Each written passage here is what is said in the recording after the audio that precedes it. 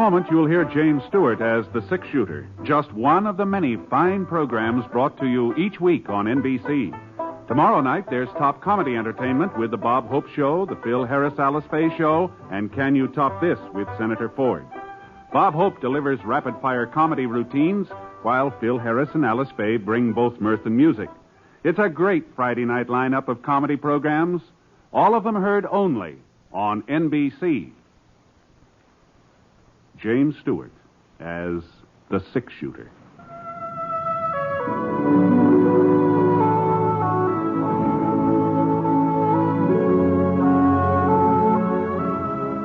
The man in the saddle is angular and long-legged. His skin is sun-dyed brown. The gun in his holster is gray steel and rainbow mother of pearl. Its handle unmarked. People call them both the six-shooter. The NBC Radio Network presents James Stewart as the six-shooter, a transcribed series of radio dramas based on the life of Britt Ponset, the Texas plainsman who wandered through the Western Territories, leaving behind a trail of still-remembered legends.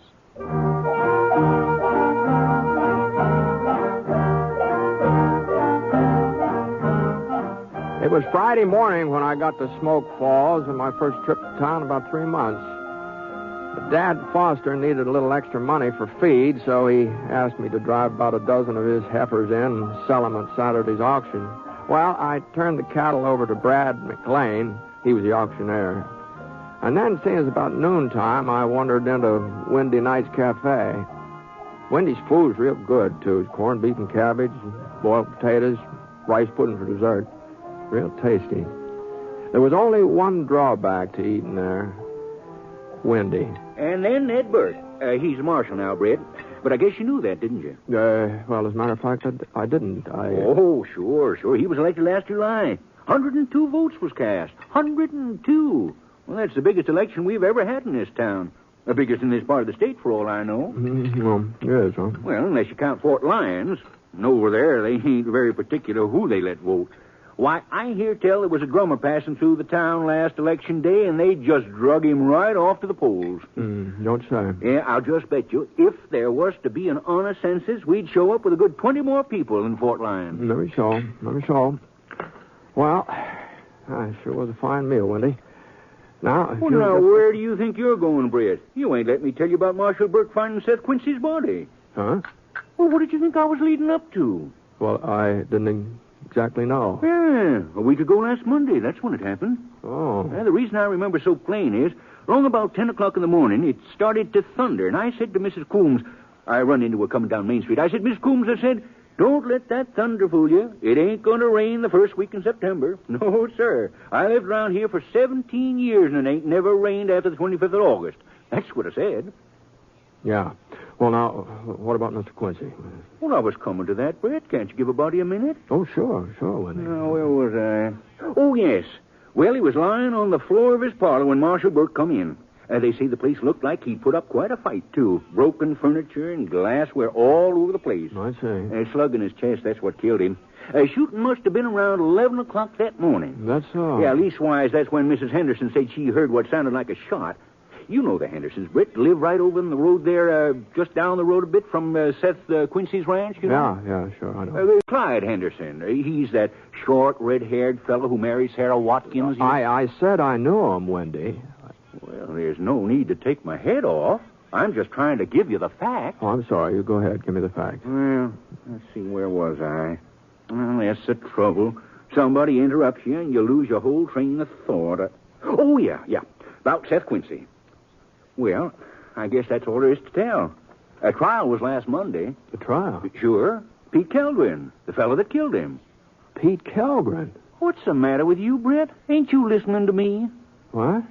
Well, you kind of neglected to mention Pete Kellgren before, Wendy, I did? Yes. Oh. Well, there wasn't any doubt but that he was guilty. When Marshal Burke arrested him, Kellgren still had the $400 in his pocket. $400, huh? The money he stole from Seth. Oh, uh-huh. That's funny. Pete Kellgren never struck me as the type to... I guess you just never can tell about people, can you? Oh, I didn't know you was a friend of Pete's, Britt. Well, we weren't exactly friends, but we met up a couple of times. He always seemed like a nice young fellow to me. Well, he even admitted robbing Seth. Of course, he says that when he come in, Seth was already dead, and the strongbox was just sitting right there, real inviting. He sure must think we're a bunch of ignoramuses expecting us to believe a yarn like that. Well, I suppose it could be true. The jury didn't see it that way. Hanging is scheduled for next Monday. But the hanging? Well, I reckon I owe you a quarter, huh? Well, now, just a minute. I'll get you your change. Well, I'll be doggone. She's still there. Hmm? Well, that girl over in front of the depot. Been standing there since 9 a.m. this morning.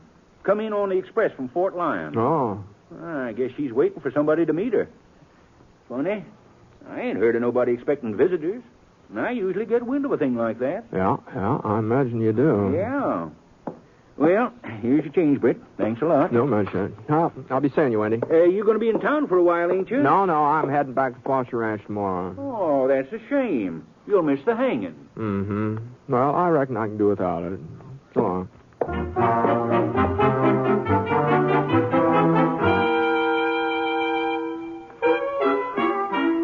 I couldn't help noticing the girl waiting on the station platform.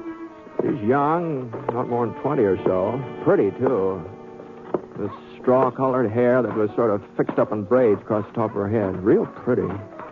And it sure looked like she intended to stay around Smoke Falls for a spell. At least why she had plenty of luggage with her. 2 great big canvas suitcases and a wicker basket packed to overflowing. I started to cross over toward her, and she gave a little turn. She was frowning, kind of anxious-like. She seemed to be studying me as if she was trying to make up her mind about something. Excuse me for bothering you, miss, but is there anything I can do for you? You come to meet me, mister? Oh, no. Oh, yeah, I see now. You could not be him. How's that? He's shorter feller. He sent me picture. He's different-looking man. Then you're waiting for somebody. Oh, sure. Well, maybe if you told me who it is, maybe I'd be able to find him for you. It is man I come to marry. Oh, I see. He write letter over 2 years now. He have family in same part of Sweden where I live. Be Swedish, mister. Yes, I sort of figured you might be. Then he send me money. I come to America. I think he must be a rich feller, send me so much money. $200. Yes, well, that's a good sum of money, all right. He tell me stay with my sister in Wisconsin till he makes some more. I stay there 6 months over, but I get tired of waiting. I still have $50 left, so I take train west. Uh-huh. Well, maybe he didn't know you were getting in today. Maybe that's why he's not here yet. Well, I write him letter from Wisconsin. My sister helped me. I'm not so good at English language. No, you're doing all right. Doing fine. He must be busy working, and that is why he's late. But he will come. I do not worry. Well, whatever you say. Go on. Mister? Yeah? You're a friend of his?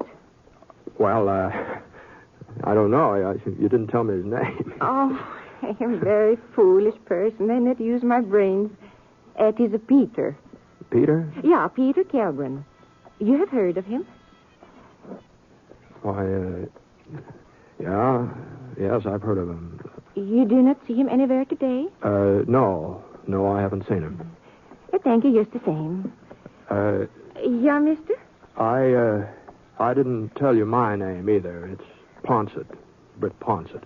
I am very pleased to meet you, Mr. Ponset. Anna Norquist. Oh, how do you do, Anna? Why you look at me like that, mister? Well... Something is the matter? Yeah, I'm afraid there is. Peter, he is not sick. No, it isn't that. Well? But you said you'd come to America to marry Pete?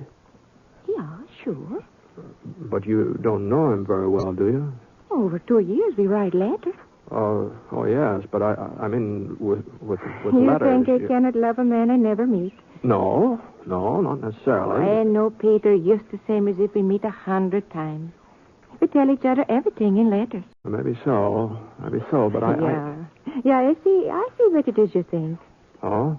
You tell yourself I only marry Peter because he sent me so much money, because he is such a rich fellow. No, of course not. Well, I tell you the truth, mister.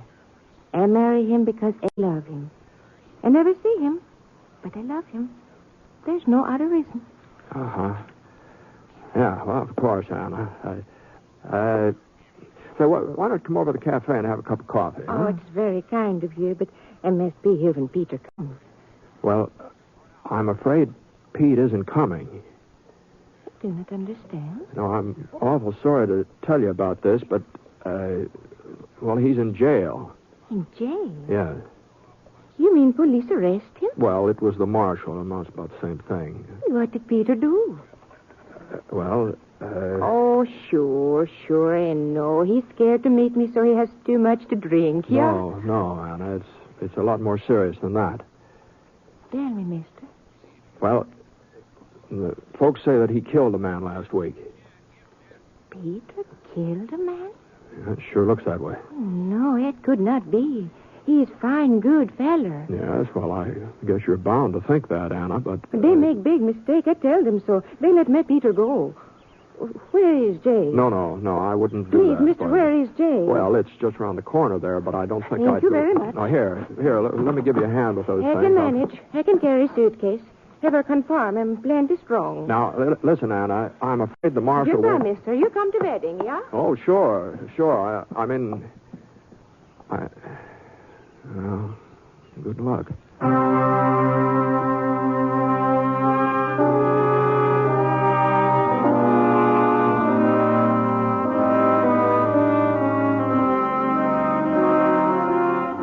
Well, I didn't see where it was up to me to give Anna all the details about the hanging Monday and everything. She'd find out soon enough.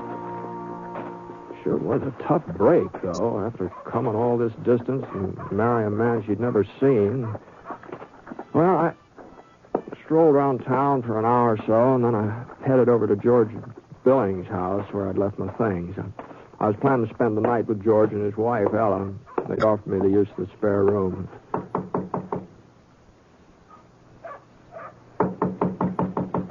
No, nobody home. Well, I picked up the flower pot on the top porch step, and I found the key under it, and there's a note from Ella, too. It said for me to go inside and make myself comfortable.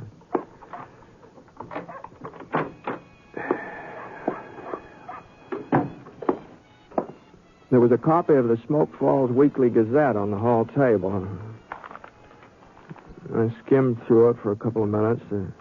The main article was about the Quincy shooting. Pete Kilgren's trial. Oh, there that is. Oh, hello. They tell me I will find you here. I must talk to you. It's important. Yes, well, come in, Anna. Thank you very much. Won't you sit down? I would rather stand. I get too nervous if I sit. Mr. Ponset. Yeah? What is wrong with Marshal Burke? Oh, nothing as far as I know. He says Peter must be hanged. Yeah, I know. Well, that is not possible. They would not hang a man who is not guilty. Well, Anna, maybe Pete is guilty. No, he is not. The marshal let me talk to Peter. I asked him if he does this awful thing. He tells me no. Well, Anna... It is no lie. I can tell a man who lies. It is the truth what Peter says. Well... He is fine feller. Better even than I hope. My sister warned me I should not expect too much. I will be disappointed. But Peter, he is good and kind and handsome. Oh, he's a nice-looking boy, all right. No doubt about that. And he did not kill any man. He could not be the one. Well, he's admitted stealing Seth Quincy's money. For me. That is why he takes it, so we can get married. It is very wrong to steal, and he must be punished for it. Well, if he was willing to steal... To steal is not to kill. And that is why they hang him, yeah? That's right, yeah. Then you must keep them from it. Yeah. I tell Peter that we meet, that you are very nice to me. He says you be a famous person with the funny name, Six Shooter. Oh, yes. He says you will prove he is not guilty. You will talk to Marshal for him. Well, I don't see what talking to Marshal Burt would do. Please, Mr. Ponset. I tell you something now. Before I say I come to marry Peter because I'm in love with him because of letters what he writes. Well, maybe I not speak the truth. Maybe I just want to come to America. I think I get no other chance. But now it is the truth. I meet him and I talk to him. And I am in love. I love him very much. You must believe me, Mr. Ponset. Oh, sure, Anna. Sure, I believe you. Then you will talk to Marshall. Yeah. Well, all right. All right, I'll talk to him.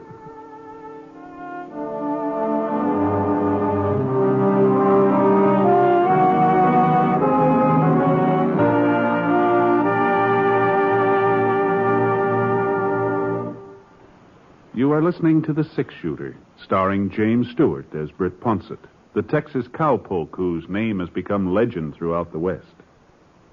Now, Act 2 of the story Anna Norquist.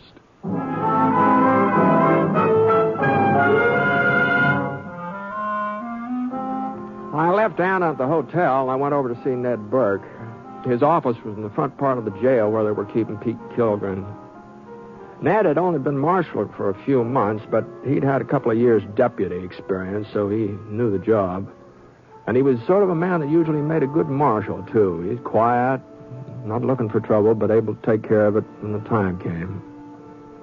I sure felt terrible, Britt, when she came in here and told me who she was and what she wanted. Yeah. I let her talk to Kilgren. Figured it was the least I could do. Just seemed to make things worse, though. He convinced her that he was innocent and I was out to get him. Well, no, nobody's going to believe that, Ned. That girl might believe it. Guess I wouldn't blame her if she did. That Kilgren's a pretty smooth talker. Yeah. Ned. Yeah, Britt? There couldn't be any doubt about it, could there? I mean, as I understand it, Pete says that Quincy was already dead when he got there. Well, sure he does. And that he took the money because, well, it was just so darn tempting. It don't stand to reason that somebody'd murder Seth and then go off without breaking into a strong box. Now, does it, Britt? No, I guess it doesn't. Besides, Sarah Henderson seen Pete riding away from Seth's house not 5 minutes after she heard a shot. Mm-hmm. What, you arrest him the same day? Well, I came into town right after I found Seth's body. Sarah had sent for me. She had a feeling something was wrong. Kilgren was at Bud Winkler's place. That's where I found him. Mm-hmm. Do you still have the gun on him? No, he claimed he didn't own a .45. That's what the slug in Seth's chest was, .45. I see. And of course, Pete had plenty of time to get rid of the gun, and there are plenty of places between Seth's ranch and town where he could have ditched it. Mm-hmm. Well, that's true enough. Did anybody ever remember seeing Pete with a .45? Mm-hmm. Not that I know of. Now, wait a minute, Britt. You ain't taking Pete's side in this thing, are you? Well, I'm not taking anybody's side, Ned. I'm just curious, that's all. This was a cold-blooded killing. You go on out to Seth's place, you'll see. He was an old man, but he sure put up a darn good fight for his life. And from the looks of things, he went on fighting after he was shot. Mm-hmm. You know, I just might take you up on that invitation, Ned. Yeah, about going out to Seth's place. I'll see you later.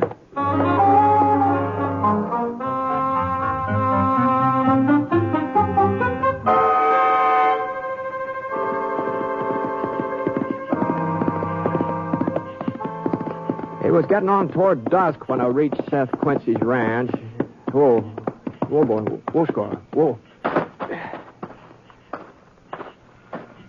I walked up the front steps and tried the door. It wasn't locked. Seth had lived alone. It didn't look like anybody had in to straighten things up since the murder. Boy, there sure had been a whale of a fight in the parlor there. A couple of broken chairs and some stains on the sofa and pieces of a lamp that had been smashed against the fireplace. Strong box didn't seem to be there. I figured they probably needed that for the evidence. Well, I poked around for about half an hour, and then I headed back to town. The moon was starting to come up as we hit a bend in the trail, and the doggonest thing happened. Now, Scar was usually as sure-footed as a mountain goat, and not a bit skittish either, but when a bat came winging out of some cottonwoods, I darn near sailed right out of the saddle. What the Sam Hill is going? Whoa! Oh, Scar! Come on now. What? And that's when I saw it. It was buried under a pile of leaves in a little gully. The first thing that caught my eye was the moonlight glinting off a piece of metal. Easy, Scark, easy. Of course, it could have been almost anything, a broken spur or part of a farm tool, anything. But even before I pulled it out from underneath the leaves and the dirt, I knew it was a gun.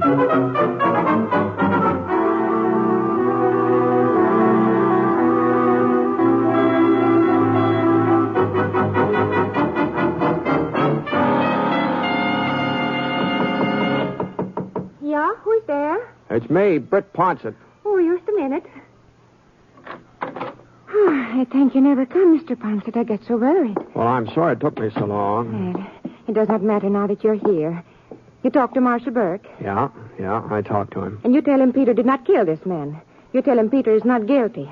No, Anna, I couldn't tell him that. What are you saying? Pete is guilty. I found his gun. The gun he used to kill Seth Quincy. No. It was hidden in a gully about a mile from the farmhouse. I do not believe you. I gave it to Marshal Burke. Now, you can see it for yourself. You want to go over there. Pete's initials right on the handle. Only one bullet had been fired. It's the right gun. There's no doubt about it. No, it could not be. Now, Anna, now listen to me. The only reason I'm telling you this is, well, after Monday, there won't be anything you can do about Pete. It'll be better if you just forget him. I will not forget him. Ever. Oh, it won't be easy. I know that. But as long as you know he's guilty, as long as there isn't any doubt in your mind, well, maybe it's for the best that you found out before... Why you try to tell me lies? Anna, this is the truth. No, you say you will show me gun. You say it belongs to Peter. Well, what does Peter say? Well, of course, he denies it. Then I deny it, too. All right, Anna. I guess there's nothing more I can do about it. You lie to me. You and Marshall. You try to make me think that the man I love is a criminal. I do not understand. In old country, they talk about America. They say it's the best country in the world. But this is lie, too. Where is justice? Where is freedom? They hang a man for what he does not do. Now, Anna, This listen. terrible, terrible country. I wish I never come here. I wish I never leave my home. I have no friend, no husband. I be alone in country that I hate. Oh, I'm sorry. And if there's any way I can help you, if you need some money... I want no help from American. Well, good night, Anna.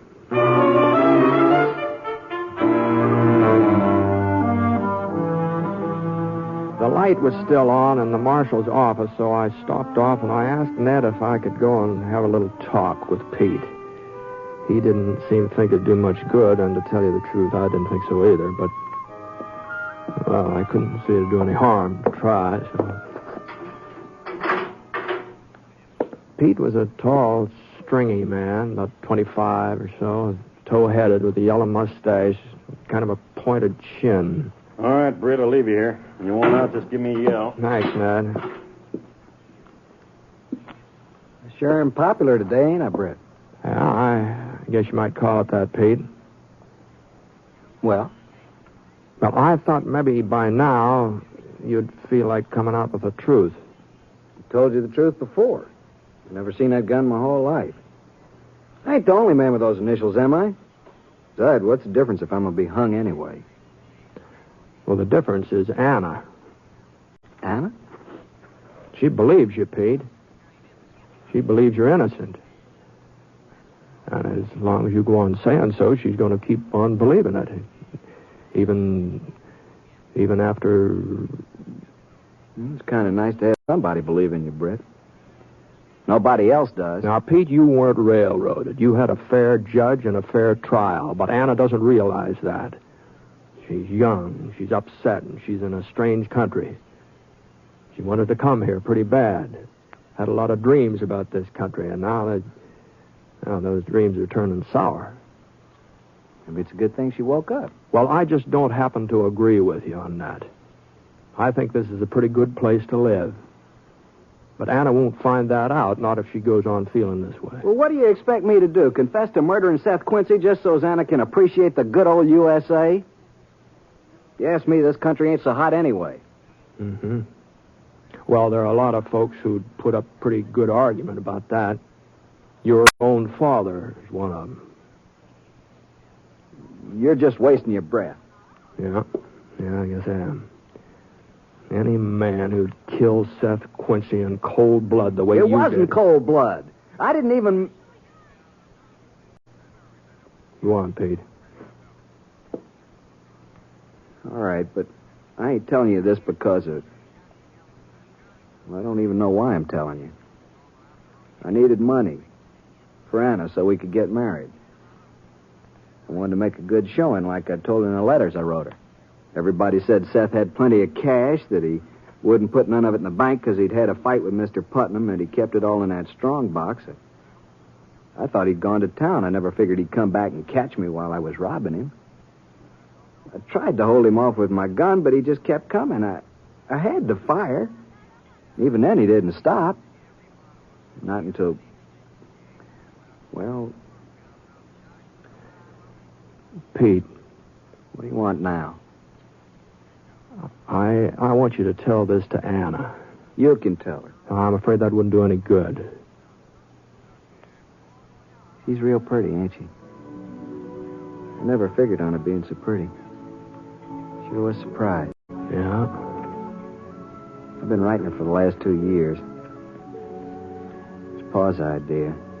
He knew her Ken back in Sweden. There wasn't any girl around here that... Well, leastways none I was interested in. Uh-huh. Well, Pete? I'll tell her. But it wasn't cold blood, Britt. Not the way you think. Yeah. So, Ned, I'm all done here.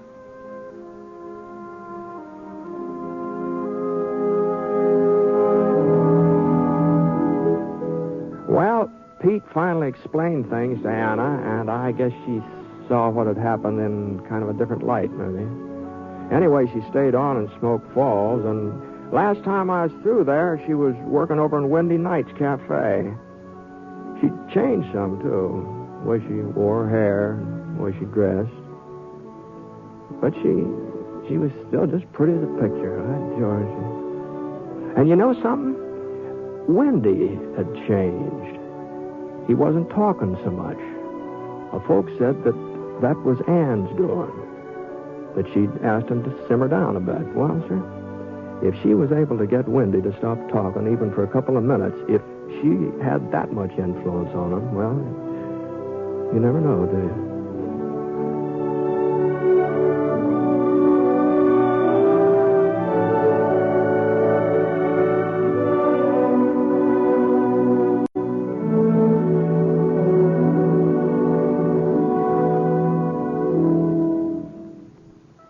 The Six-Shooter is a transcribed NBC Radio Network production in association with Review Productions.